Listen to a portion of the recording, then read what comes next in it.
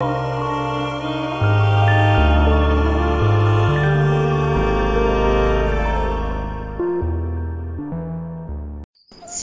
శ్రీవల్లభ లీలా వైభవము 5వ అధ్యాయం. శ్రీపాద శ్రీవల్లభ స్వామినే నమః. శ్రీపాదుని జనన వృత్తాంతం. శ్రీ దత్తావతారులైన శ్రీపాద స్వామి వారి లీలలను శ్రీ దత్త సాంప్రదాయ గురు పరంపరలోని పరమహంస పరివ్రాజకాచార్యులైన శ్రీ శ్రీ శ్రీ స్వామి విఠలానంద సరస్వతి మహారాజ్ వారి ద్వారా ప్రసాదించబడుటయున్నది మన పూర్వజన్మల సుకృతమే. శ్రీవారి లీలలను, అద్భుతమైన ఆ ఘట్టములను, వేదాంత వివరణలను వారు దర్శించి పులకించి మనకు ప్రబోధించుట మనలను తరింపచేయుటకే గాని వేరు కాదు. ఈ కలియుగంలో ఎటువంటి మహాపాపములైనను పటాపంచలగుటకు మహాత్ముల చరిత్రలలోని అపూర్వ ఘట్టములు, వారి అమోఘమైన లీలలు విశ్వాసంతో పారాయణమనుచుటే ప్రాయశ్చిత్తమని శ్రీగురు చరిత్రలో సిద్ధ సరస్వతి నామధారకునికి చెప్పిన మాట మనం ఎన్నటికీ మరవరాదు. అంతేకాదు, సద్గురువుల బోధలు, లీలలు వినుటకు ఎవరు ఉత్సాహం నొందెదరో వారి దుష్కర్మములన్నీయు పెనుగాలికి మబ్బుల వలె చెల్లాచెదురై దూరముగా పోవునని చెప్తారు. మన జీవితం అనే నౌకకు చుక్కానిగా సద్గురువునే నిర్ణయించుకున్నప్పుడు జీవిత నౌక ఏ విధమైన ఒడిదుడుకులు లేకుండా సాఫీగా సంసార సాగరం నుండి తీరమునకు చేర్చబడును. ఇప్పటి వరకు శ్రీ బాబా గారు చెప్పిన కథా విధానమును విని, స్వామి, ఈ గోకర్ణ క్షేత్రంలోనే శ్రీ స్వామి చూపిన లీలలు ఎంతో అద్భుతంగా ఉన్నవి. వారు జన్మించినది మొదలు వారి తీర్థయాత్రల వరకు తమరు వివరిస్తే విని మేమంతా తరిస్తాము. ఎన్ని మార్లు విన్నా సద్గురుని లీలలు తనివి తీరదు. అయినా తలుచుకున్నప్పుడల్లా మా పాప పంకిలము నిర్మూలమవుతుంది. అనుగ్రహించండి బాబా అని నేను ప్రార్థించగా శ్రీ విఠల్ బాబా గారు నవ్వి, అవును, ఎన్నిసార్లు విన్నా తనివి తీరదంటే బాగుంది, కానీ కుక్కతోక వంకర అన్నట్లు మీలోని వక్రబుద్ధులు మాత్రం మారకుంటే ప్రయోజనం లేదు. అయినా వినండి, చెప్తాను. భగవంతుని ప్రతిలీలలకు అర్థం ఉంటుంది, ఏదీ వృధా కాదు అని ప్రారంభించారు. శ్రీక్షేత్ర పిఠికాపుర విశేషం. శ్రీపాద వల్లభుల జనన వృత్తాంతం తెలిపే ముందుగా ఆ క్షేత్ర మహిమను చెబుతాను, వినండి. కలకండలో తీపి అన్ని వైపులా అంతటను సమంగానే ఉంటుంది. మహాత్ముల చరిత్రలు కూడా ఆద్యంతం ఆశ్చర్యకరము, అద్భుతంగానే ఉండుననుటలో సందేహం లేదు. సాక్షాత్ శ్రీ దత్తాత్రేయ స్వామి తమ దివ్య సంకల్పంతో భక్త జనోద్ధరణ, దీనజన సంరక్షణ కొరకు ఈ భూమిపై మానవ రూపంలో అవతరించారు. ఇది ఒక దివ్య లీల. పూర్వం క్రీస్తు శకం 14వ శతాబ్దంలో 1320లో తూర్పు సముద్ర తీరం అనగా బంగాళాఖాతంలో అప్పటి విశాఖపట్నం జిల్లాగా ఉండి తదుపరి తూర్పు గోదావరి జిల్లాగా ప్రకటించబడిన పిఠాపురం పట్టణం ఆ కాలంలో సంస్థానాధీశుల పరిపాలనలో ఉండేది. అనేక మంది చిన్న చిన్న రాజులకు ఈ పట్టణంలో దివాణంలు ఉండేవి. పిఠాపురం శ్రీమంతుల నగరంగా, రాజధాని కేంద్రంగా ప్రసిద్ధి గాంచినది. అనేక మంది పండితులు, పురాణవేత్తలు, వేదాంగములను ఆకలింపు చేసుకున్న ఘానాపాటీలైన ఉత్తమ బ్రాహ్మణులు నివసించే అగ్రహారంగా కూడా ఖ్యాతి చెందినది. ఈ పట్టణంలోనే అష్టాదశ శక్తిపీఠాలలో ఒకటైన పురుహూతికా శక్తిపీఠం వెలసి ఉన్నందున దీనిని పీఠికాపుర అగ్రహారం అని కూడా పిలుస్తారు. అంతేకాక శివుడు కుక్కుటేశ్వర స్వామిగా ఇచ్చట వెలిసి ఉన్నాడు. దీనికి సంబంధించిన ఒక పురాణ గాథ కలదు. పాదగయ విశిష్టత. పూర్వం ఒకప్పుడు గయాసురుడను వాడు దేవతలను అనేక విధములుగా బాధించుచుండెను. దేవేంద్రాది సకల దేవతలు త్రిమూర్తులతో కలిసి వానిని పరిమార్చుటకు ఉపాయం ఆలోచించిరి. వానిని త్రిమూర్తులను గెలవల్లిమనగా బ్రహ్మదేవుడిట్లు ఉపాయం తెలిపెను. గయాసురుడు రాక్షసుడైనప్పటికీ నిత్యము హోమములు, యజ్ఞములు ఇష్టపూర్తిగా చేస్తూ ఉంటాడు. కావున మనము యజ్ఞము నిర్వర్తించుట కొరకు అతని నాభిస్థానం నుండి యజ్ఞకుండముగా ఉపయోగించుకొనవలెను. అందులో అతడు అభ్యంతరం చెప్పడు అని త్రిమూర్తులు కలిసి నిర్ణయించుకొని గయాసురుని వద్దకు వెళ్లారు. అతని నాభిస్థానము యజ్ఞ ప్రదేశముగా చేసుకుని యజ్ఞము చేయుటకు అనుమతి కోరారు. వరగర్వితుడైన గయాసురుడు వారి అభ్యర్థనను స్వీకరించాడు. దేవతలు, త్రిమూర్తులు కోరేవారుగాను తాను వరమిచ్చేవాడుగాను ఊహించుకొని తన గొప్పతనమునకు తానే పొంగిపోయినాడు. త్రిమూర్తులు ఒక నియమమును కూడా అతనికి ఎరుకపరిచారు. 10 రోజుల యజ్ఞం పూర్తయ్యే వరకు అతను కదలకూడదు, కదిలితే అతను చనిపోతాడని తెలిపారు. గయాసురుడు అహంభావంతో నిరభ్యంతరంగా తన అంగీకారంను తెలిపినాడు. యజ్ఞం భంగం కానీయమని అభయం ఇచ్చినాడు. వాని శరీరము అపరిమితంగా పెంచాడు. నాభి వద్ద బ్రహ్మదేవుడు యజ్ఞం ప్రారంభించాడు. చావు గురించిన భయమే వానికి లేదు. 10 రోజులు యజ్ఞకార్యం నిరాటంకంగా సాగినది. ఆ రాత్రి గడిచిన గయాసురుడిచ్చిన వాగ్దానం పూర్తవుతుంది. విష్ణుమాయా ప్రభావం చేత అర్ధరాత్రి దాటుతుండగా గయాసురునికి లఘుశంకకు వెళ్ళుట తప్పనిసరైనది. అదే సమయమునకు విష్ణువు ప్రేరణ వలన శివుడు కోడిపుంజు వలె మారి కూత పెట్టినాడు. ఆ కోడి కూతకు గయాసురుడు కదిలాడు. యజ్ఞం భంగమైనది. తాను యజ్ఞము కొరకు శరీరమును త్యజించినప్పటికీ కీర్తి వస్తుందని సంతోషంతో దేవతలు పన్నిన మాయోపాయానికి వారిని నిందించలేదు. విష్ణుదేవునితో ప్రాణం పోకముందే వరం కోరుకొన్నాడు. ఓ దేవతలారా, ఈ శరీరం పోతుందనే బాధ మమత నాకు లేవు. నా తలయున్న ప్రదేశం బ్రహ్మగయగాను, నాభి ప్రదేశం విష్ణుగయగాను, పాదాలున్న ప్రదేశం పాదగయగాను, శివక్షేత్రంగాను పుణ్యతీర్థాలుగా ఆ ప్రదేశాలను అనుగ్రహించండి.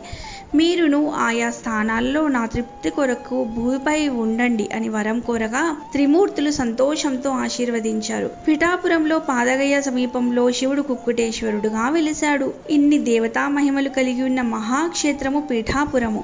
ఈ పాదగయలో పుణ్యస్నానం ఆచరించి భక్తులు పితృదేవతలకు పిండ ప్రదానములు చేయుటచే విశేష పుణ్యఫలం కలుగుతుంది. ఇచ్చటి నందీశ్వరుడు కూడా చాలా మహిమ కలిగినవాడు. ఇంత మహిమాన్వితమైన క్షేత్రంలో శ్రీ దత్తాత్రేయ స్వామి వారు అపార దయతో స్వయంభూగా వెలిసి పాదగయ క్షేత్రాన్ని పావనం చేస్తున్నారు.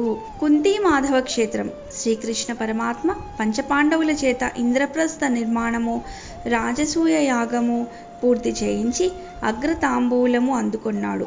ఆ సభలోనే శిశుపాలుడు మతిచెడి మితిమించి నోటికి వచ్చినట్లెల్లా నిందావాక్యాలు పలికాడు.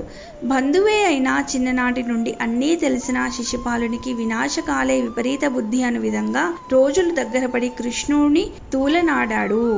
100 తప్పులు క్షమించుతానని కృష్ణుడు శిశుపాలుని తల్లికి మాట ఇచ్చినందున అట్లే సహించి అన్నీ విన్నాడు. 100 లెక్క సరిపోయింది. 101 నోరెత్తే సమయానికి సుదర్శన చక్రం వచ్చి అతని తలను ఖండించేసింది. సభికులందరూ అవాక్కైనారు. యజ్ఞ పూర్ణాహుతికి అనంతరం బంధువులందరూ సెలవు తీసుకున్నారు. చివరకు శ్రీకృష్ణుడు అందరి వద్ద వేడుకోలు పలికి చివరగా కుంతీదేవి వద్దకు వచ్చి, అత్తా, నేను పోయి వస్తాను, నీకేమి కావాలో కోరుకోమనగా కుంతీదేవి నాకెప్పుడూ కష్టాలనే ప్రసాదించు నాయనా అని కోరింది. అదేమిటమ్మా, ఎవరైనా సుఖాలు కోరుకుంటారు కానీ కష్టాలు కోరుకుంటారా అనంటే, కష్టాలలో వింటేనే నిన్ను తలుచుకొనడము, నీవు మమ్ము కాపాడడము జరుగుతుంది. సుఖాలలో నిన్ను తలంచుకొనము నాయనా. సుఖాల మత్తు మమ్మల్ని నీకు దూరం చేస్తుందని చెప్పింది.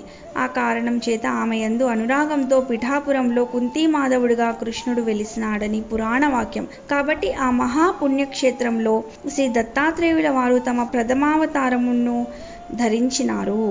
వారు జన్మించిన స్థానంలో శ్రీపాద శ్రీవల్లభ సంస్థానం ఇప్పుడు నెలకొల్పబడింది. ఒకానొక యుగంలో కష్టపడి దత్తదర్శనం పొందిన మాతాపురం భక్తుడైన విష్ణుదత్తుడు దత్తుని సంకల్పం చేత పిఠాపురంలో వేద పండితుడైన బ్రాహ్మణోత్తముడు శ్రీ అప్పలరాజు శర్మగా జన్మించి నివసిస్తుండేవారు.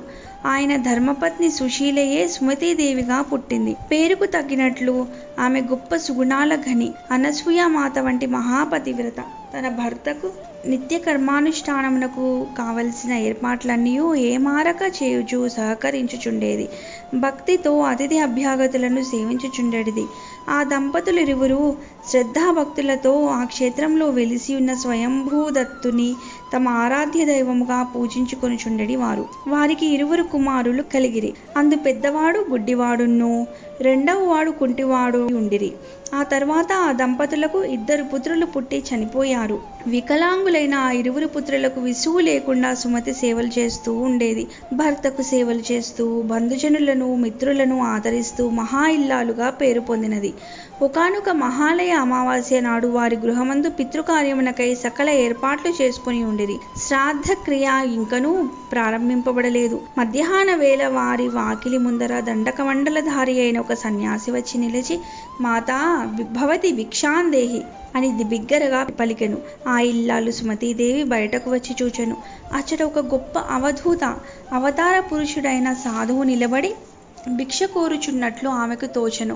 శ్రీ దత్తాత్రేయ వారు కులదైవముగా కొలుచు వారు గావునను మధ్యాహ్న వేళల్లో శ్రీ దత్తాత్రేయ స్వామి వారు భిక్షకై తిరుగుచుంటారన్న పురాణ వాక్య శ్రవణం చేసి ఉన్న కారణంగాను ఆయన సాక్షాత్ దత్తస్వామి అని ఆమె మనసుకు తోచినది. కావున శ్రాద్ధము రోజున బ్రాహ్మణ భోక్తలు భుజించనిదే ముందుగా ఎవరికీ భిక్ష ఇవ్వరాదన్న శాస్త్రములను ఉల్లంఘించి వడివడిగా భిక్ష తీసుకువెళ్లి దత్తార్పణమస్తు అనుకొని ఆ సన్యాసి జోలిలో వేసినది. ఆమెలోని దృఢభక్తికి, అనితర సాధ్యమైన శ్రద్ధకు, సమయస్ఫూర్తికి మెచ్చి నిజముగానే ఆ సన్యాసి దత్తస్వామిగా సాక్షాత్కరించాడు. 3 ముఖములు, 6 చేతులు, త్రిమూర్తుల ఆయుధములతోనూ తెల్లని కాంతితో కన్నులు మిరుమిట్లు గొలుపుచున్న ఆ స్వామి యొక్క దివ్యమూర్తిని ఆ సుమతీదేవి తన పూర్వజన్మ సుకృతం చేత చర్మచక్షువులతోనే తన్వి తీరా దర్శించినది. ఆ దివ్య దర్శనానుభూతిని వర్ణింప శక్యం కాదు. సుమతీదేవి కళ్ళతో అమృతపానం చేస్తున్నట్లు చూస్తూ, తండ్రి, పురాణ పురుషులకే సాధ్యపడదని చెప్పబడే నీ దర్శన భాగ్యం నాకు అనుగ్రహించినావు. నీ కృపాకటాక్షములకు పారం లేదు. ఓ దేవదేవా, నా జన్మ తరించినది అంటూ 2 చేతులు జోడించి నమస్కరించినది.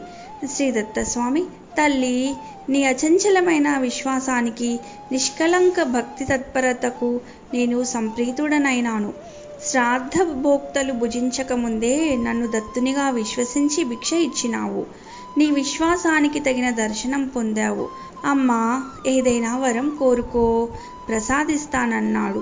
జగన్మోహనమైన ఆయన రూపాన్ని దర్శించి ఆయన వాగామృతమును తనవి తీరా గ్రోలిన ఆ తల్లి సుమతీదేవి, పరమాత్మా, నీవు కోరి నా చేతి అన్నం స్వీకరించినావు. నా జన్మ తరించేలాగున దర్శనం అనుగ్రహించినావు తండ్రి. నాకింకేం కావాలి? నా జన్మ తరించేలాగున దర్శనం అనుగ్రహించావు తండ్రి. నాకింకేం కావాలి? నేను ధన్యురాలనైనాను.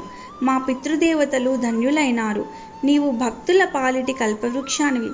నన్ను తల్లి అని సంబోధించినావు. కావున నేను కోరేది ఇదే, నన్ను నీకు తల్లిని చేయి స్వామి. నీవిచ్చిన మాట నిలుపుకో అని కోరింది. భక్తి శ్రద్ధలతో కూడిన బుద్ధి యొక్క శక్తి సమయస్ఫూర్తితో నిండుతుంది. ఆ తల్లి యొక్క సంస్కారవంతమైన, వినయవంతమైన వాక్కులు విని శ్రీ దత్తస్వామి ప్రసన్నులై, తప్పక నీ కోరిక ఫలిస్తుంది. కానీ ఆ పుత్రుడు చెప్పినట్లు నీవు వినాలి. అతనికి ఏ విధమైన ఆటంకము నీవు కల్పించరాదు అని హెచ్చరిక చేశారు. అప్పుడు సుమతీదేవి, ఓ దేవాదిదేవా, క్లిష్ట పరిస్థితుల్లో నాకు ఎప్పటికప్పుడు మోహం కలగకుండా వివేకాన్ని నీవే ప్రసాదించాలి అని వేడుకున్నది. ఆ దేవదేవుడు సరేనని ఆశీర్వదించి అంతర్ధానమైనారు. సుమతీదేవి ఆనంద పరవశురాలైంది. ఈ ఆకస్మిక సంఘటనను, శ్రీ దత్తస్వామి స్వరూపమును, వాక్కులను పదే పదే తలంచుకుని లోనికి వచ్చి భర్తను పక్కకు పిలిచి, నాథా, ఇప్పుడే ఒక వింత జరిగింది. వాకిట్లో ఒక భిక్షువై సన్యాసి అవధూత అయిన స్వామి రాగా నేను భిక్ష ఇచ్చాను. ఆయన దత్తరూపుడై దర్శనమిచ్చారు. ఆ దివ్య దర్శనాన్ని మరవలేక శరీరం ఇంకా రోమాంచితమవుచున్నది. ఆ దేవదేవుడు తల్లి అని అన్నారు. నన్ను నీకు తల్లిని చేయమని అప్రయత్నంగా కోరాను. తదాస్తు అని వరమిచ్చి అదృశ్యమైనారు అని చెప్పింది. ఆ చెప్పే సమయంలో ఆమె కళ్ళల్లోని కాంతిని గమనించి అప్పలరాజును ఆమె భాగ్యానికి లోలోన పొంగిపోయినారు. సాధ్వి, నీవు చాలా మంచి పని చేశావు. మన పితరులకు తృప్తి కలుగుటే కాదు, వారికి బ్రహ్మలోక ప్రాప్తి కూడా కలుగగలదు అని అభినందించి ఆశీర్వదించి తదుపరి కార్యాన్ని నిర్వర్తించుకున్నారు. ఒకానొక శుభముహూర్తాన సుమతీదేవి గర్భం ధరించింది. మరుసటి సంవత్సరం భాద్రపద శుక్ల చతుర్థి నాడు ఉదయం శుభగడియలలో కాలాతీతుడు, పుట్టుక లేని వాడైన ఆ దేవదేవునికి జన్మనిచ్చింది. ఆ శిశువు యొక్క జన్మలగ్నమును బట్టి, గ్రహస్థితులను బట్టి దైవజ్ఞులు జాతకము గణించారు. ఈ బాలుడు లోక కళ్యాణార్థం అవతరించినాడు. ఈతడు సద్గురుడు, లోకగురుడునైన శ్రీ దత్తాత్రేయుడేనని కొందరు తెలిపినారు. ఆ శిశువు పాదములలో దివ్య చిహ్నములున్నవి కావున అతనికి శ్రీపాదుడని నామకరణం చేసినారు. ఆ దివ్య బాలుడు శుక్లపక్ష చంద్రుని వలె దినదిన ప్రవర్ధమానమగుచు తన లీలలతో అందరినీ అలరిస్తుంటే సంవత్సరాలు రోజుల వలె గడిచినవి. సుమతి మాత అప్పల రాజశర్మ కూడా అంతవరకు ఉన్న బాధలన్నింటినీ మరిచి శ్రీపాదుల ఆటపాటల సందడిలో హృదయానందమును పొందినారు. తల్లిదండ్రులే కాక ఇరుగు పొరుగు వారందరూ శ్రీపాదుని దర్శనంతోనే పులికించి తమ బాధలను మరిచిపోయి సంతోషంతో పొంగిపోయేవారు. అంతేకాదు ఆ పవిత్ర గోదావరి తీర ప్రాంతం వాసులందరూ కూడా తెలియని ఆనందంతో ధన్యులైనారు. శ్రీపాదునికి 8వ సంవత్సరంలో తల్లిదండ్రులు ఉపనయనం చేయ సంకల్పించి శుభముహూర్తము నిర్ణయించినారు. బంధువులందరినీ ఆహ్వానించారు. గురువులు వేద పండితుల సమక్షంలో రంగరంగ వైభవంగా ఉపనయనం చేసినారు. ఉపనయన సభలోనే శ్రీపాదుల వారు అందరికీ ఆశ్చర్యం కొలిపేలాగున 4 వేదములలోని పనసలను సుస్వరంతో చెప్పసాగెను.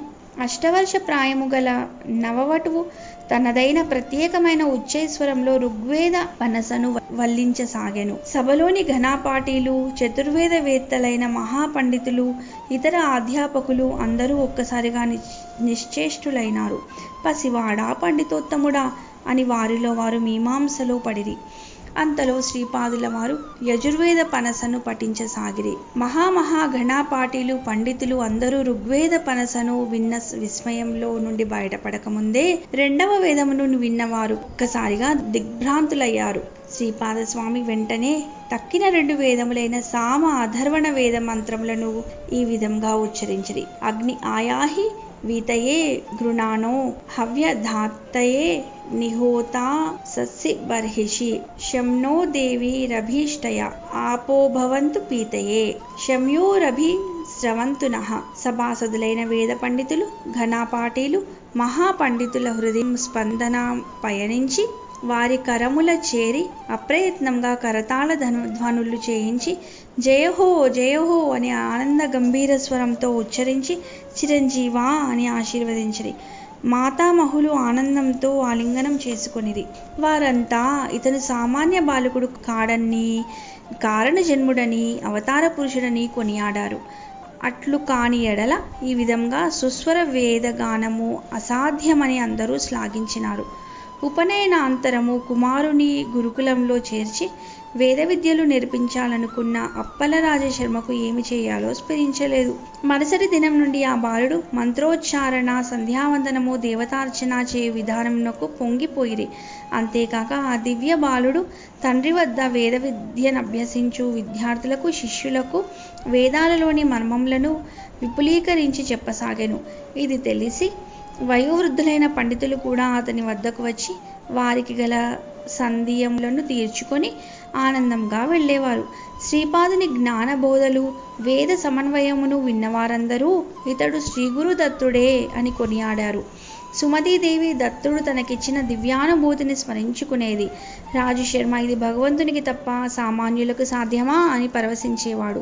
ఈ విధంగా పండితులచే కొనియాడబడుచు తల్లిదండ్రులను సంతోషపెడుతూ శ్రీపాద వల్లభుడు షోడశ కళాపూర్ణుడై వర్ధిల్లుచున్నాడు. శ్రీపాదుల దివ్య సంకల్పం. క్రమముగా శ్రీపాదులు 16 సంవత్సరముల ప్రాయం వాడయ్యను. శ్రీపాదుల వారు ఇల్లు విడిచి వెళ్ళవలసిన సమయం ఆసన్నమైంది. వారి సంకల్పంతోనే వారి తండ్రి మనసులో వివాహ ప్రసక్తి కలిగింది. అప్పల రాజశర్మ తన కుమారునికి తగిన కన్య కొరకు అన్వేషించసాగాను. ఒకనాడు శ్రీపాదుడు తండ్రిని చేరి, తండ్రి, మీరు నా కొరకు కన్యాన్వేషణ చేయనక్కరలేదు. సర్వ శుభ లక్షణములతో కూడిన కన్య సిద్ధముగానే ఉన్నది. ఆమెయే యోగశ్రీ. నేను ఆమెను చేపట్టి శ్రీవల్లభుడనవుతాను. సన్యాస యోగమున అవలంబించి తీర్థాటనము చేయబోదునని తెలిపెను. సుమతీదేవియు అప్పల రాజశర్మయును కన్నులు నీరు నిండా, నాయనా, నిన్ను కన్న తర్వాత మాకు గల దుఃఖములన్నీ మరచి నీ ప్రేమలోనే బ్రతుకుచున్నాము. నీవు ఇల్లు విడిచి వెళ్ళినచో మేము జీవించలేము. మా బ్రతుకులు నీటి నుండి బయటపడిన చేపల వలె కాగలవు. నీవు సాక్షాత్ పరమేశ్వరుడవే అయినా మాకు పుత్రుడవై పుట్టినావు కావున మమ్ము పుత్రధర్మంతో రక్షించు బాధ్యత నీదే కదా అని విలవిలలాడిరి. సుమతీదేవి తొలి సంతానమైనట్టి వికలాంగులైన కుమారులిరువురిని శ్రీపాదుల చెంతకు తీసుకువచ్చి ఇలా అన్నది, నాయనా, నిన్ను చూచుకొని నీ అన్నల వలన కలుగు దుఃఖాన్ని మరిచితిమి. ఇప్పుడు నీవు వెళ్ళిపోతే వీరితో నాకిక మరణమే శరణ్యం అన్నది. శ్రీపాదుడు తల్లిపై ప్రసన్న దృష్టిని సారించి మృదు మధుర వాక్కులతో ఊరడిస్తూ ప్రేమపూరిత హృదయంతో అన్నలిరువురిని తన అమృత హస్తంతో స్పృశించాడు. త్రుటిలో వారిద్దరికీ అంగవైకల్యము తొలగిపోయినది. వారితో, అన్నలారా, మీరు శ్రద్ధగా తల్లిదండ్రులకు సేవ చేయండి, సర్వ సంపదలతో వర్ధిల్లుతారు అని పలికి తల్లిని సమీపించి ప్రేమతో నమస్కరించి, తల్లి, నీ మనసుకిప్పుడు శాంతి లభించినదా? నీ కుమారులు నిన్ను ఏమరక సేవించెదరు. మనువలు మనవరాండ్లతో నీ వంశం వృద్ధి చెందును. కావున నాకు మనస్ఫూర్తిగా దేశాటన చేయుటకు అనుమతినిమ్ము అని తల్లిదండ్రులకు ముమ్మారు ప్రదక్షిణం చేసి వారి వద్ద సెలవు కోరాడు. సుమతీదేవికి తన నిజ దర్శనం అనుగ్రహించాడు. అమ్మా, నీవిప్పుడు దర్శించిన రూపాన్ని నిరంతరం స్మరిస్తూ ఉంటే అజ్ఞానం నీ దరికి చేరదు. నీవు కోరినవన్నీ పుష్కలంగా సమకూరుతాయి అని వరమిచ్చి తీర్థాటనకు బయలుదేరినాడు. నాకు తిరిగి మీ దర్శనం కలుగుతుంది అని వారితో ఒక మాట చెప్పారు స్వామి. ఇలా చెప్తూ శ్రీపాదుల దివ్య సంకల్పం దర్శించేందుకు బాబాగారు కొంచెం సేపు ధ్యానస్థులైనారు. వారి స్థితిని గమనించి, మేము నామస్మరణ చేసుకుంటూ కూర్చున్నాము. కొంతసేపటికి వారు మామూలు స్థితికి వచ్చి అందరి వంకను చూచి దేవదేవుని లీలలు అద్భుతములు అని కీర్తించారు. తదుపరి అందరము జయజయనాదములు చేసినాము. ఇది శ్రీపాద శ్రీవల్లభ లీలా వైభవము 5వ అధ్యాయం సమాప్తం.